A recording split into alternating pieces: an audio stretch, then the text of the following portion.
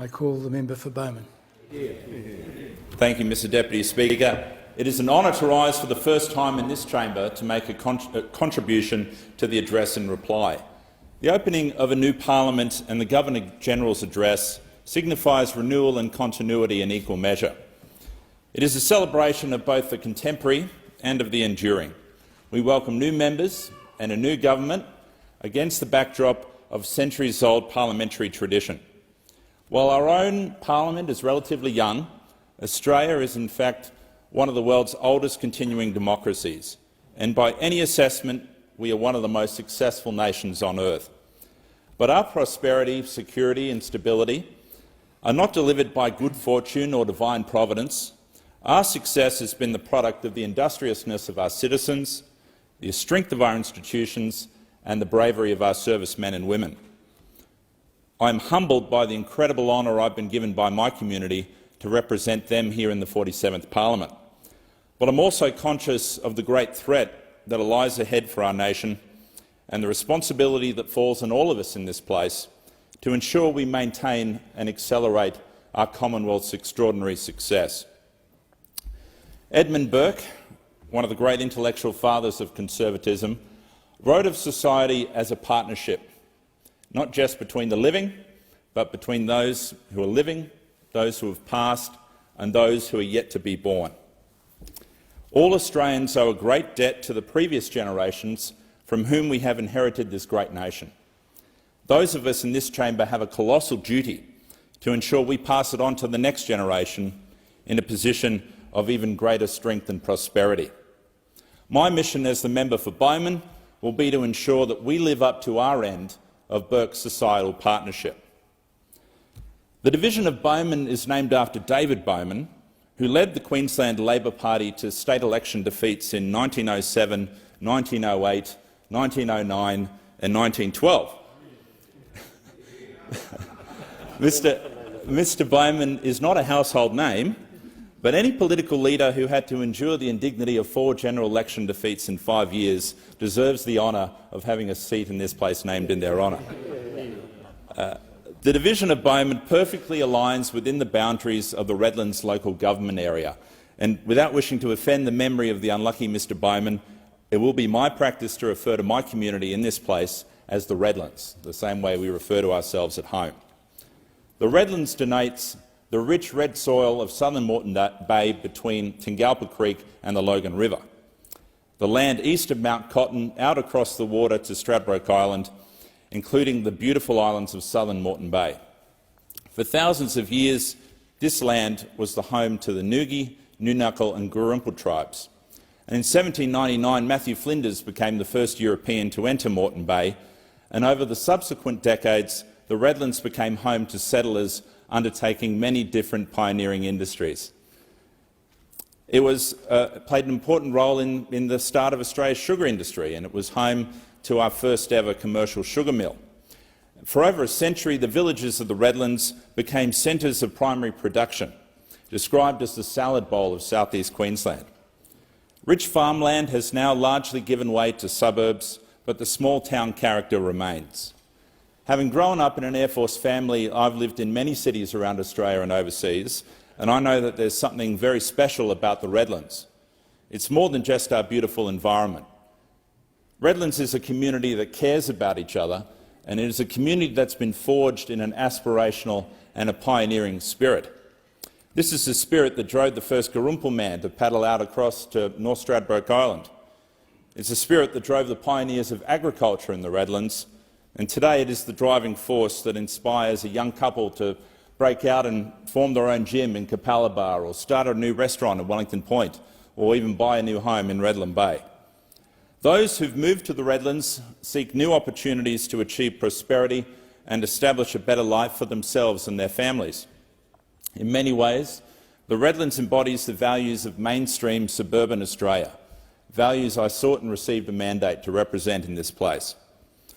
I don't make any apologies for being a social conservative and an economic liberal, and in that philosophical outlook I believe I'm the embodiment of what Sir Robert Menzies sought to bring together in forming the Liberal Party of Australia: the conservative tradition which seeks to protect our inherited customs, traditions and institutions, and the liberal tradition, which advances free markets, individual liberty, small government, but critically, big reform. My beliefs have been shaped by my life's experiences and the values that were instilled in me as a product of my family's long connection with this remarkable country. My family's story is a saga that seems to have placed us in the thick of some of our nation's worst disasters and greatest moments of triumph. I have great-grandfathers who fought in Gallipoli, one of which went on to be written up by Charles Bean as a hero of Villers-Bretonneux. My grandfather fought in North Africa, Syria and New Guinea. My father spent 35 years in the Air Force. And other family members achieved great attainments in peacetime as teachers, cane farmers, bankers, authors, carpenters, and in the finest endeavour of all, raising children in a loving home.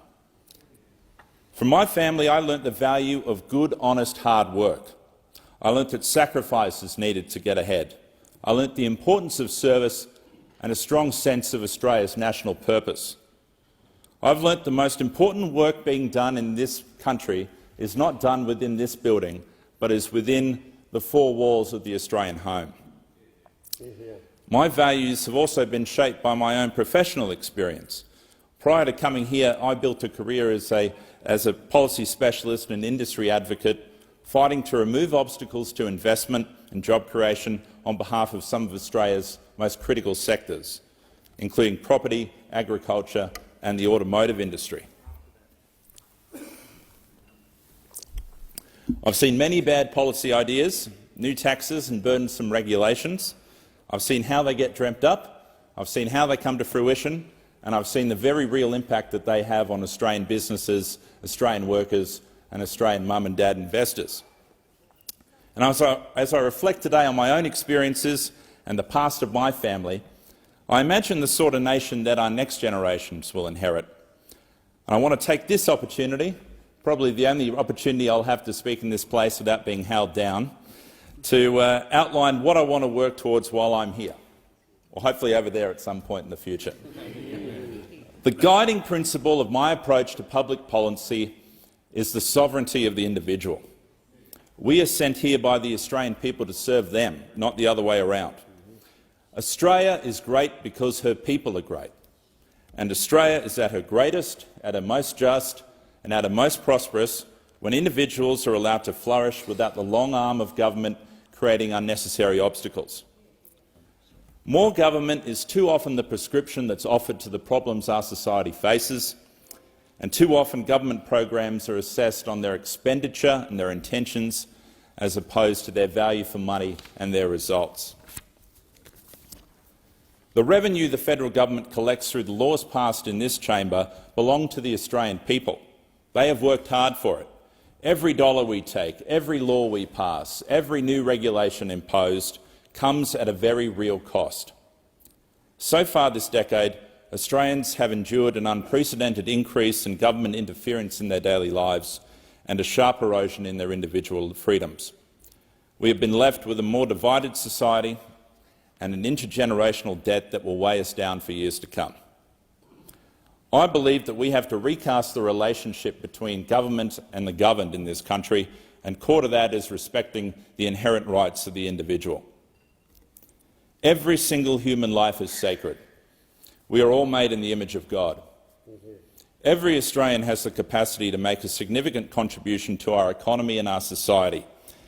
It is in the national interest that every Australian be given the opportunity to reach their fullest potential, but our people are being held back by heavy regulations, inefficient taxes and bloated bureaucracies.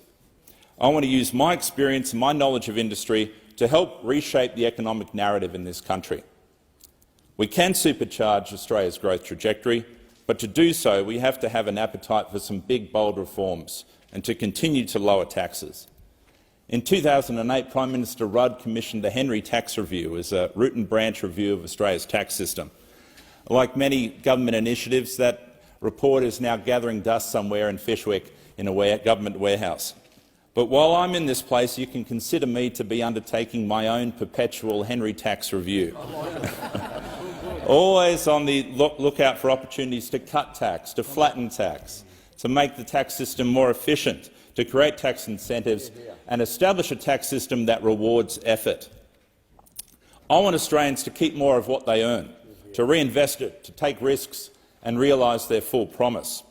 But a business-as-usual approach won't get us there. No one can look at the ways our governments operate and say that Australia's federation is performing as intended. I want to see less power invested in Canberra and more power entrusted at the point of delivery for government services. I want to see the Commonwealth draw clear lines around what is our responsibility and what is the responsibility of other jurisdictions. But as we empower localised decision-making, the Commonwealth should use its leverage to drive national reforms to remove inefficient taxes, red tape and increase our national productivity. I want to see our states and territories compete against each other to be the most attractive places to live, work and do business. I want a race to the bottom on inefficient taxes and a race to the top on economic growth. I'll be working towards this goal because I believe this to be the path to a more prosperous Australia, an Australia where we can afford to provide more for our communities and where our households can provide more for themselves. Home ownership has long been an intrinsic and admirable feature of Australian society. Menzies described home ownership as giving citizens a stake in the country. It has been a national rite of passage, the cornerstone of the Australian family unit, and the opportunity for Australians to grow their wealth and achieve authority over their own future. But it is a dream that has slowly become less attainable for a large number of Australians in recent decades. In 1971, 64% of my age cohort owned their own home. Today, that figure stands at only 50%. There are many factors that have influenced this change, and of course there's no silver bullet, but my experience in the property sector has led me to apportion the cause of this generational erosion in affordability to years of planning system failures and rising property taxes. These failures have not just affected the private sales market, but have been felt across the housing continuum. In my community, we are facing a rental crisis, and waiting lists for social housing have never been longer. We need to do better as a nation to house our citizens. And the answer isn't more government.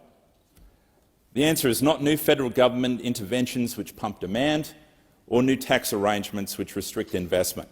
The answer is more supply. While our states and territories control most of the policy levers which control supply, I believe the Commonwealth has a role to play in bringing the states to the table on a reform agenda which streamlines our planning systems, removes inefficient property taxes and sets national affordability goals. Housing affordability needs to be on the national agenda because it goes to our national character. It goes to the type of society we want to create and the autonomy and financial independence of our citizens. I want to be a leading voice in this chamber to keep the Australian dream alive for future generations by boosting the supply of housing across our country. But this supply needs to be matched by investment in roads and other infrastructure in our suburban communities to maintain our quality of life. Major projects in the inner cities have received the lion's share of government expenditure, while our suburban communities have been neglected.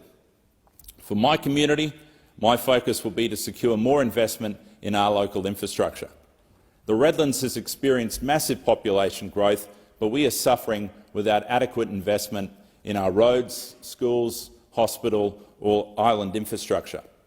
It's now less than a decade until my region helps host the 2032 Olympic Games. If governments allowed that opportunity to pass my community by without a significant legacy investment in local infrastructure, then it will be to our eternal shame. I intend to be an unapologetic advocate for suburban Australia, where a majority of our citizens live, where much of our wealth is created and where the moral heart of our nation resides. The true spirit of modern Australia is not found in our boardrooms or lecture theatres. It certainly isn't found in the Twitter sphere. It is found around our kitchen tables, on the sidelines of our district sporting fields, in the shopping centre cafes and school pickup zones. I will champion the issues that matter to the people in my community, like rising energy costs, the impact of inflation on household budgets, the challenges of raising children in the modern world and protecting Australia's heritage and way of life. There are many in this building who hold these suburban values and our national traditions with disdain.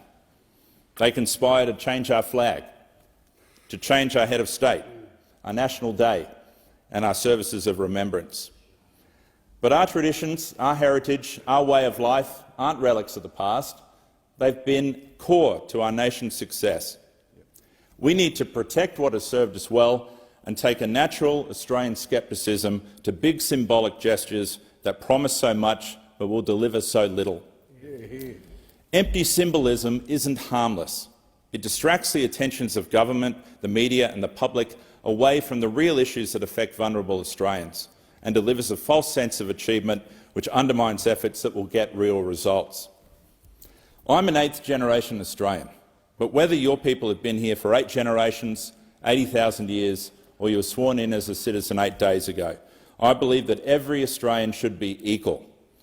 No Australian citizen is anyone's guest in this country. Arguments over our national identity at home threaten to undermine our capacity to respond as a united country to external threats. Over the horizon, we face a challenge like we haven't seen in 8 decades. All sides of this chamber need to be awake to the realities of this danger and united in taking the action required to prepare for it. This will be the greatest public policy challenge that my generation of Australians face. It has been the Australian way, ever since the birth of our federation, to never kowtow to tyrants and to never leave a friend in need of assistance. Australia must never trade her sovereignty for economic convenience.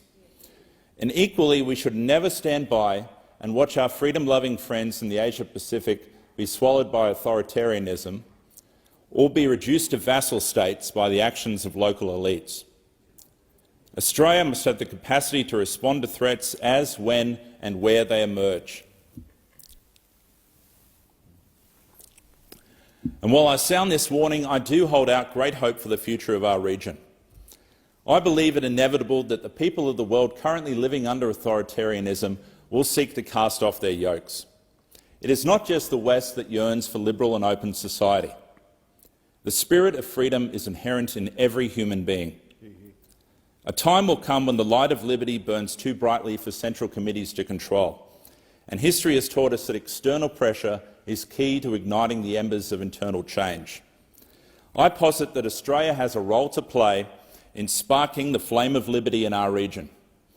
Our abiding national purpose in this century should be to prosper in the face of economic pressure, to defend against expansionist aggression, and to stand as a symbol of hope, aspiration and mateship to all the peoples of the Asia-Pacific.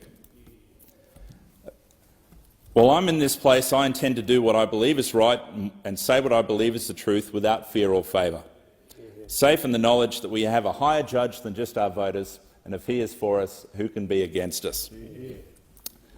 Of course, Mr Deputy Speaker, I have been assisted by many friends and supporters on my journey here, and I want to name just a few of them today, many of which are in the gallery and have been in the gallery for several hours this afternoon. Bear with me, there are a few of them.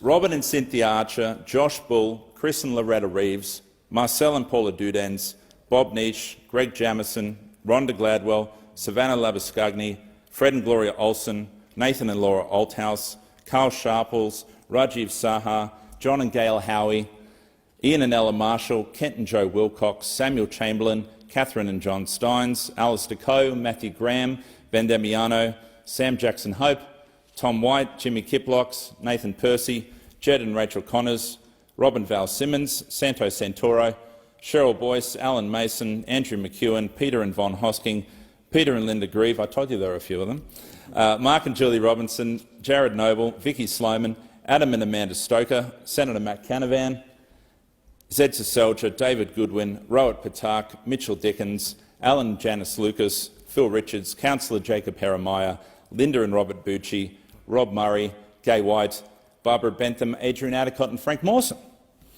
Thank you for all the contributions you have made, the loyalty you've shown and the friendships that we've enjoyed. Thank you to the Liberal National Party pre-selectors who entrusted me with the honour of representing our values in our community. To the voters of the division of Bowman, I say thank you for the faith you have shown in me. I will work every day to represent you to the best of my ability. But most of all, I want to thank my family, who've done more than anyone to get me here today. My mother and father, Tony and John Pike, whose example of service and sacrifice taught me so much. You set me up for success and have always been there to support me. Thank you for all you have done. My darling wife, Kate, who has dealt with the pressures of being a political spouse with wonderful grace.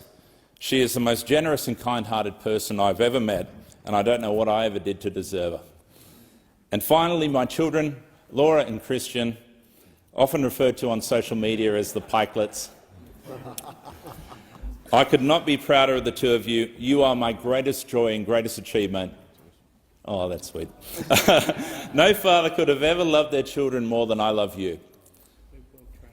Mr Deputy Speaker, if I remain in this place for 3 years or 3 decades, I will gauge my success by whether I have had some influence in setting our Commonwealth in a stronger position for Laura, Christian and the next generation of Australians. Thank you and God bless. That was awesome. You're a bloody legend.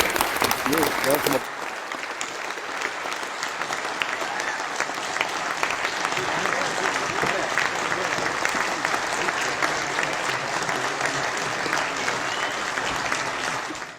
Authorised L follow LNP Brisbane.